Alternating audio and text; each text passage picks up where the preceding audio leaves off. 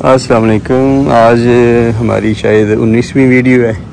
कुल 20 वीडियो की सीरीज़ थी, तो ये उम्मीद है कल ख़त्म हो जाएगी। तो आज की जो हमारी वीडियो है इसका मौजू है कि adding value to goat products, यानी कि हम बकरियों की मसनूआत को किस तरह उनमें वैल्यू एडिशन कर सकते हैं।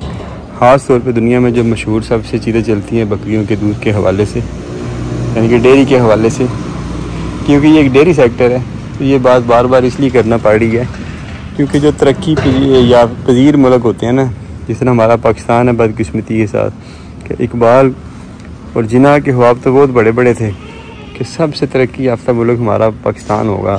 बदकिस्मती से जो सबसे ज़्यादा गैर तरक्की याफ्ता ममालिक है दुनिया में, उनमें हमारा मुल्क आता है। तो मैं पढ़ रहा था कुछ अर्सा पहले कि दुनिया का जो सबसे लोवेस्ट ग्रेड पासपोर्ट है ना, मतलब 206 कंट्री हैं शायद दुनिया में, और सबसे नीचे से तीसरे नंबर पे हम आते हैं। तो मैं बड़ा हैरान हुआ कि वो दो आखिरी नंबर क्यों हमने छोड़ दिए हैं। ये हालत हो गई है। तो ऐसे मुल्कों में जहाँ पे तनज़ली का ये आलम हो, वहाँ पे फिर हट के लोग नहीं सोचते, वहाँ माशरे की सोच बड़ी महदूद हो जाती है। तो इसलिए बार बार ये बात कहना पड़ती है कि ये चीज़ें जो हैं, ये जैसे ये बकरे हैं, ये बच्चे हैं या बकरियां हैं, तो इनको हम खाने की नज़र से देखते हैं, क्योंकि हमारी जो नज़र है वो उसमें वसअत ख़त्म हो चुकी है कि हम इस कदर कह लें कि कौमों की साफ में से आउट हो चुके हैं कि हमारी वैल्यूज़ कोई इक़्तिदारात ही नहीं बची। हम दुनिया से हट के सोचते हैं और इनको हम देखते हैं कि गोश्त के लोथड़े हैं, गोश्त के पहाड़ हैं, हमने खाने हैं, जबकि दुनिया इस तरह नहीं देखती। दुनिया देखती है कि ये चीज़ किस मकसद के लिए बनी है और हम इससे वही काम लें। तो बार बार इसलिए कहना पड़ता है ये डेयरी सेक्टर है, ताकि एक ज़हन बने लोगों का, पता चले उन्हें कि दुनिया में इस पे कई सालों से, हो सकता है सैकड़ों सालों से इन पे काम हो रहा है दूध के हवाले से। और उन लोगों ने आस्ता आस्ता करके इनकी इतनी ज़्यादा मसनूआत बना ली, इतना इस पे काम किया, इतनी मार्केटें डेवलप कर ली कि आज अरबों डॉलर का बिजनेस दुनिया में, यूरोप अमेरिका में इनके दूध का होता है। और हमारे जिसको भी देखें जी, लाट उठा के लेके जा रहा है जी, कसाई लेके जा रहा है लाट, कुर्बानी वाला लाट लेके जा रहा है, और कोई कह रहा है मैं 1200 बेचूँगा, 1400 बेचूँगा। इसी लड़ाई में ही किसी के बिक गए, किसी के रह गए ना। आज तक कसाई को कुछ बचा है? आप देख लें, कसाई कोई हाई जेंडर कसाई होगा जो सोसाइटियों में अच्छी जिसकी दुकानें हों, तो वो आप उसे कह लें कि कोई वाइट कॉलर जॉब है। बाकी इधर जितने भी आप कसाई देखेंगे वही फटे पुराने कपड़े, वही उनकी टूटी जूतियाँ, वही उनके फट्टे जो हैं वो नालों के ऊपर लगे हुए, वही सारी उनकी बदहाली। तो इसका क्या मतलब है? इसका मतलब यह है कि हम लोग हकीकत से हट चुके हैं। कबूतर की तरह हमने आंखें बंद की हुई हैं। हम कहते हैं जी नहीं, ये काम ऐसे ही, ऐसे नहीं होता। जो काम जिस काम के लिए, जिस मकसद के लिए चीज़ बनी है, उसका वही इस्तेमाल होगा तो कोई फ़ायदा होगा, वरना याद रखने का भी कोई फ़ायदा नहीं होगा। तो बात हो रही है डेयरी सेक्टर के हवाले से कि बकरियां, क्योंकि एक डेयरी सेक्टर में दुनिया में एक बड़ा अपना मुकाम रखती हैं। दुनिया में आपको पता है कि 3 तरह की कैटेगरियां होती हैं, एक लोअर कैटेगरी, एक मिडिल कैटेगरी, एक अपर कैटेगरी। इंसानों में ये कैटेगरी काउंट होती हैं। अब इन 3 कैटेगरियों में भी 3 कैटेगरी होती हैं, मतलब लोअर मिडल, लोअर अपर, इस तरह मिडल में, इस तरह अपर क्लासेस में होती हैं। अब जो बकरी की मसनूआत है ना, ये चली जाती हैं अपर क्लास की साइड पे, यानी कि अपर लोअर, अपर मिडल, अपर, ये जो क्लासें हैं ना इंसानों की, ये बकरियों की मसनूआत को इस्तेमाल करती हैं। वो इस वजह से कि ये मसनूआत बड़ी महंगी होती हैं। अब महंगी होने की वजह ये है कि बकरियाँ थोड़ा दूध देती हैं, खर्चा इनका बहुत ज़्यादा होता है, प्रोटोकॉल इनके बहुत ज़्यादा होते हैं, इसलिए कास्ट बहुत ज़्यादा बढ़ जाती है। अगर आप गूगल सर्च भी कर लें तो उस पर भी आएगा कि गाय से इसकी मसनूआत की जो कीमत है वो 5 गुना कम अज़ कम या कमो बेश ज़्यादा होती है। वजह यह है प्रॉफिट मार्जिन उतना ही होता है, रिटर्न ऑन इन्वेस्टमेंट उतनी है। आपने गाय पे भी अगर करोड़ रुपया लगाया और आपने 200 रुपये किलो दूध बेच दिया, और इस पे आपने करोड़ रुपया लगाया, आपने 1000 रुपये किलो या 800 या 1200, जिस तरह आप अपनी कैलकुलेशन करते हैं उस हिसाब से दूध बेच लिया या मसनूआत बना के बेच ली, तो रिटर्न ऑन इन्वेस्टमेंट एंड पे वही आना है। ज़्यादा फ़र्क नहीं पड़ता, फ़र्क उतना ही पड़ता है जितनी आप मेहनत ज़्यादा करते हैं। बकरियों में क्योंकि आपकी पर यूनिट एफर्ट ज़्यादा होती है, तो इसलिए इनका मार्जिन निस्बतन थोड़ा ज़्यादा होना चाहिए। लेकिन पाकिस्तान में तो इनका मार्जिन गाय के बराबर भी नहीं है ना। मतलब कि अगर एक बकरी पे इतनी मेहनत करके आप उससे दूध लेके वो गाय के रेट पे बेच रहे हैं, तो आपने क्या कमाया उससे? मतलब कि अगर आप करोड़ रुपया लगाते हैं तो गाय से इन केस अगर आप 10 लाख कमाते हैं तो इनसे तो आप 2 लाख ही कमाएंगे, क्योंकि जितनी वैल्यू बनती है उस पर आप देते ही नहीं इनकी प्रोडक्ट। तो ये बात समझने वाली है कि हमने असल बात को समझना है कि रिटर्न ऑन इन्वेस्टमेंट हमने देखनी होती है एंड पे। ये नहीं देखना होता कि ये कीमत क्या बन रही है, हमने देखना है कि हमें मुनाफा किस में मुनाफा ज़्यादा आ रहा है। सरमायाकारी का ये बुनियादी असूल होता है। तो इसलिए ये अज़ान हो रही है, इसके बाद दोबारा वीडियो शुरू कर। अच्छा जी, अज़ान ख़त्म होगी तो बात करने का मकसद ये है, निस्बतन बात लंबी इसलिए की जाती है कि एक तो बात होती है डायरेक्ट बात की जाए कि ये चीज़ बना लें, ये बेच लें, इतने की बिक जाए, इतने की बेच जाए, ये चीज़ें आ जाती हैं। एक किस्म का ना तजारती सा लहजा आपका हो जाता है। बात लंबी करके बात करने का मकसद ये होता है, एक कह लें कि तमीद बांध के बात करने का मकसद ये होता है कि आपको बात समझ आए कि असल में होना क्या चाहिए और होता क्या है। तो अब ये है कि बकरियों से अगर हमने इनकी फिजिबिलिटी बनानी है तो हमने इस बुनियाद पे नहीं बनानी कि हमने इनसे बच्चे इतने लेने हैं और हमने इतने का बच्चा सेल करना है, इतने बच्चे होंगे, इतनी उम्र में बकरी सेल कर देनी है, बच्चे इस एज में सेल करने हैं, इतने के करने हैं। इस तरह फिजिबिलिटी नहीं बनती। पूरी दुनिया में आप जहाँ पे भी देख लें, फिजिबिलिटी क्या बनती है कि कौन सी ब्रीड ले रहे हैं, उसकी मिल्क कैपेसिटी कितनी है, वो कितना दूध देगी और उस दूध से हम क्या क्या मसनूआत बनाएंगे। पहले उस मसनूआत बनाने की तैयारी की जाती है, कोर्सेज़ किए जाते हैं। हमारे मुल्क में बदकिस्मती है कि यहाँ पे कोर्स ही नहीं होता। आप चीज़ मेकिंग का कोर्स करने चले जाएँ, आपको बंदा ही नहीं मिलेगा। गवर्नमेंट सपोर्ट ज़ीरो है। आप इसमें जितनी भी कॉस्मेटिक प्रोडक्ट्स हैं, आप साबुन ले लें, आप बाम्स ले लें, आप लोशंस ले लें, आप कोई भी चीज़ ले लें, इतनी प्रोडक्ट हैं इनकी बकरियों की कि आपको कोई बंदा उनमें नहीं मिलेगा कि जो काम कर रहा हो। जो काम कर भी रहा होगा वो बिल्कुल आप कह लें सिंथेटिक वे से, केमिकली वो काम कर रहा होगा। पाकिस्तान में कुछ ऐसे लोग हैं, कुछ ऐसे इदारे हैं कि जो कहते हैं कि हम काम कर रहे हैं बकरी की मसनूआत बना के, लेकिन यकीन करें कि मैंने ज़ाती तौर पे उनसे रब्ता किया, तहकीक की, थोड़ा सा सर्च किया तो पता चला इनके पास बकरी है ही नहीं। बकरी क्या, एक पाव बकरी का दूध भी नहीं और मसनूआत बकरी के बना रहे हैं। तो उस चीज़ ने तो मुझे हिला के रख दिया कि पाकिस्तान में हम लोग, ये आलम है हमारा कि हम लोग कह लें कि दिन को झूठ बोल रहे होते हैं, दिहाड़ी अन्नी पाई ऐसी।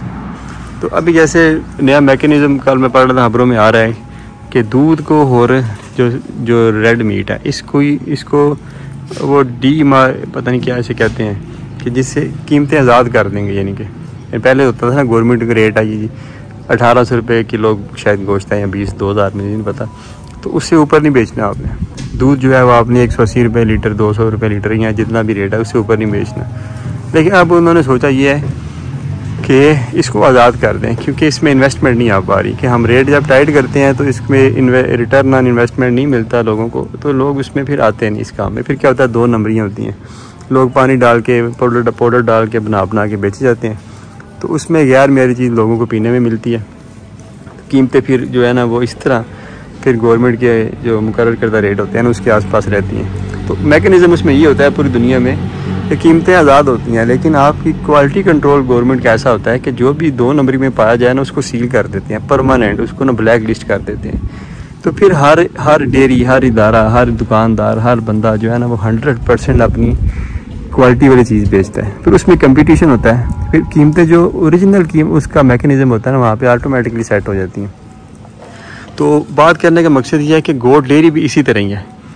हमने इंटरनेशनल मार्केट को फॉलो करके इनकी कीमतों का तयन करना है और उसके बाद 100% यानी कि वो चीज़ें बनानी है कि जो डेयरी की हों, जिसमें दूध मुलव्वस हो रहा हो, और जितना उसमें मुलव्वस हो रहा है दूध उतना उसमें डेफिनेशन भी इसकी होनी चाहिए। ये नहीं कि 2% दूध डाल के तो हम कह रहे हैं डेयरी प्रोडक्ट है कसम खाने के काबिल हो जाएंगे। हमारा ये भी एक बड़ा मनफी रवैया पाकिस्तानियों का कि झूठ बोलने के 100 तरीके हम निकाल लेते हैं। ये चीज़ गलत है। कल जो साहब आए हुए थे लाहौर से, मुझे नाम नहीं याद रहा वो बता रहे थे कि ऑस्ट्रेलिया से जो बच्चों का इन्फेंट फार्मूला आ रहा है वो 285 ग्राम का शायद बता रहे हैं। पाकिस्तान में 14-14.5 हज़ार रुपये यहाँ पे पहुँच पड़ता है इन्हें, तो कुछ 16, 18, 20, 22 हज़ार रुपये दुकानदार आके बेचते हैं। तो वो 3.25 किलो, 350 ग्राम सिर्फ, इतना महंगा। तो कह रहे हैं कि ये चीज़ें हाथों हाथ बिकती हैं। ड्राई मिल्क बकरियों का हो गया, बकरियों की चीज़ बड़ी अच्छी कीमत पे बिकती है, उनका साबन, आपके लोशंस, उनके शैम्पूज़, पता नहीं क्या क्या चीज़ें गोरों ने वक्त के साथ साथ जो है वो डेवलप की हैं, टाइम लगा के कई दहाइयाँ लगाई, आस्ता आस्ता काम किया और आज एक पूरी इंडस्ट्री बन चुकी है गोल्ड प्रोडक्ट की। तो पाकिस्तान के तनाज़ुर में अगर ये देखा जाए तो वही असूल यहाँ पे भी अप्लाई होता है कि अगर हम जब तक हम इन चीज़ों पे गौर नहीं करेंगे, इन चीज़ों की स्टडी नहीं करेंगे, इन चीज़ों को करना सीखेंगे नहीं, उस वक्त तक हम फिजिबिलिटी नहीं बना सकते, क्योंकि फिजिबिलिटी बनती है हमेशा डेयरी की दूध की बुनियाद पर। इसलिए पाकिस्तान में बकरियों में फिजिबिलिटी नहीं कोई बंदा बना सका। वजह यह है कि दूध पे काम नहीं किया, जिसकी वजह से कमर्शियल फिजिबिलिटी यहाँ पे नहीं बन सकी, इन्वेस्टर इस काम में नहीं आ सका। तो ज़रूरत इस बात की है कि हम जब भी बकरी फार्मिंग का आगाज़ करें, हम इसको डेयरी के हवाले से देखें।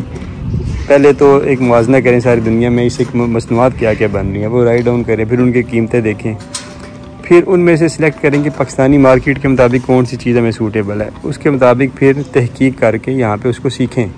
आजकल अब आपको पता है आर्टिफिशियल इंटेलिजेंस का दौर है, और आप जो चैट जीपीटी, गेमिनी और कई इस तरह के सॉफ्टवेयर आ चुके हैं, आप इनसे बड़ी हेल्प ले सकते हैं। गूगल आपको बड़ी हेल्प दे सकता है। यूट्यूब एक ऐसा प्लेटफॉर्म है जहाँ पे लाखों वीडियोस पड़ी रहती हैं, हर वक्त हर मौजू पे हज़ारों वीडियोस रहती हैं, वो आपको मदद कर सकता है। तो एक करके स्टेप बाय स्टेप आप इन चीज़ों पे स्टडी करके एक एक चीज़ को डेवलप करें, आस्ता आस्ता फिर उस पर वर्किंग करें, काम को सीखें और उसके बाद फिर अच्छे तरीके से इस काम में आएँ। तो आज की हमारी वीडियो का मौजू यही है कि आप सबसे पहले तो बकरी फार्मिंग को डेयरी फार्मिंग के हवाले से देखें। दूसरा ये है कि इसमें वैल्यू एडिशन पे यकीन रखें कि जब तक आप इसके दूध को इस्तेमाल में नहीं लाएंगे आपका दूध बिकेगा ही नहीं। अगर आप पास्चराइज करके बेचेंगे तो सेल क्योंकि बड़ी स्पेसिफिक, बड़ी महदूद सी होती है, बड़े ख़ास पॉइंटों पे, तो उधर तक लेके जाना, वहाँ पे बेचना, पाकिस्तान में होता भी ज़्यादा गर्म मौसम है, तो इसमें तो 2-3 दिन में वो एक्सपायर भी हो जाता है। तो मार्जिन इतने कम होते हैं ना, डिमांड बड़ी मुनासिब सी होती है कि आप वो कर ही नहीं पाएंगे। तो इसका बेहतर यही हाल होता है कि आप इसकी ऐसी वैल्यू एडिशन बनाएं जिनकी शेल्फ़ लाइफ हो। तो इस पर पूरी तहकीक करके इस काम में आएँ। अक्सर लोग जो है ना, वो जब कहते हैं कि फार्मिंग करनी है, बकरियाँ रखनी है, मैं उन्हें बात समझाता हूँ, इसमें वक्त काफ़ी ज़ाया होता है एक बंदे को बात समझाने में, फ़ोन पे या जब आता है उसे सामने बैठ के। तो लेकिन ये है कि यकीन करें कि एक किस्म का सदका जारिया होता है कि उस बंदे के जो पैसे हैं जो उसने लगाने हैं वो 2-4 लाख हैं या 2-4 करोड़ है, तो वो उसका ज़ाया ना हो। उसको बताया जाता है कि यार इसमें रोड मैप ये है कि आप इसको डेयरी के तनाज़ुर में देखें, आप देखें मसनूआत क्या बनती हैं, पहले मसनूआत बनाना सीखें, उसके बाद फिर गोल्ड फार्मिंग प्रैक्टिस को किसी तरीके से आप सीखें और उसके बाद आप इस काम में आएँ। अक्सर लोग यहाँ पे आते हैं ऐसे लोग कि जो इन्वेस्टमेंट कर सकते हैं और यकीन करें करोड़ों ही अरबों रुपया इन्वेस्टमेंट कर सकते हैं।